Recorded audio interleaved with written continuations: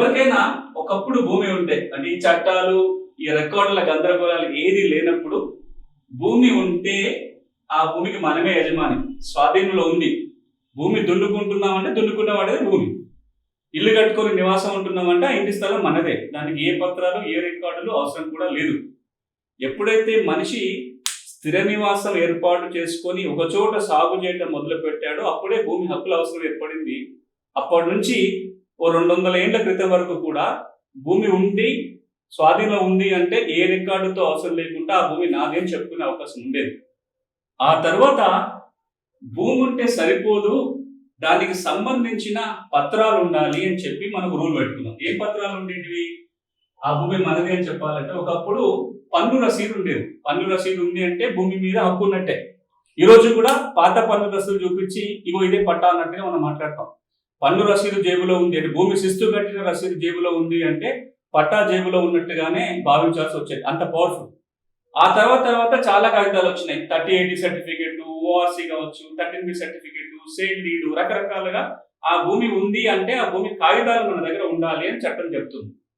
ఈ రెండు ఉంటే సరిపోదు, నీకు స్వాధీనంలో భూమి ఉందని, నీ చేతిలో కాగితాలు ఉన్నాయని ప్రభుత్వం నిర్వహించే రికార్డులలో రావాలి. అది ఆర్వార్ రికార్డు కావచ్చు, బహానీ కావచ్చు, చేతివర్ కావచ్చు, కాసరా కావచ్చు, రకరకాల భూమి రికార్డులు ఉన్నాయి. అంటే భూమి ఉంటే 3 ఉండాలి తప్పకుండా.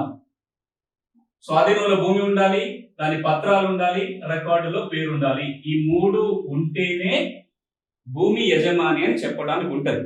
తెలంగాణ రాష్ట్రంలో 2017 నాటి పరిస్థితి ఏంటంటే భూమి ఉన్న చాలా మందికి కూడా అయితే కాగితాలు లేవు. అంటే పట్టదారు పాస్ పుస్తకం, టైటిల్ డీడ్, కాగితం లేదు. ఇవి ఉంటే 1B కానీ బహానీ కానీ ఇతర రికార్డులో చాలా తప్పులు ఉన్నాయి, మ్యాచ్ కావట్లా. ఒకటి ఉంటే ఒకటి లేదు. ఈ 3 ఉన్నప్పుడు మాత్రమే యజమానిగా చెప్పడానికి అవకాశం ఉంటుంది. కాబట్టి దీన్ని సరిచేసే ప్రయత్నం జరిగింది. మిగతా అంటే చాలా మందికి భూమి ఉంది కానీ రికార్డు లేదు, పట్టా లేదు. కొంతమందికి కాగితాలు ఉన్నాయి కానీ భూమి లేదు, రికార్డు లేదు. ఇంకొంతమందికి రికార్డుల పేరు ఉంది కానీ భూమి లేదు, కాగితాలు లేవు.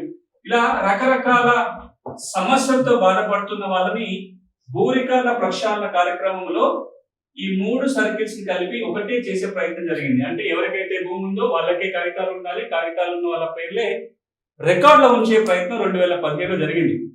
కానీ ఈ ప్రయత్నంలో రికార్డు పూర్తిగా సవరణ జరగలేదు. ప్రభుత్వం ఒక పక్కన 99% రికార్డు సవరించారని ప్రకటించిన తర్వాత కూడా 30-40% రికార్డులు కూడా పూర్తిగా సవరణ కాలేదు.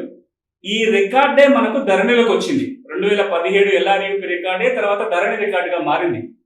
ఈ ధరణి రికార్డే కొనసాగటం వల్ల చాలా మందికి భూమి ఉండి కూడా ఇవేమి లేని వాళ్ళు ఉన్నారు. ఏదో ఒక సమస్య ఉంది. ఈ సమస్యని తీర్చాలని వచ్చిన చట్టమే భూభారతి చట్టం.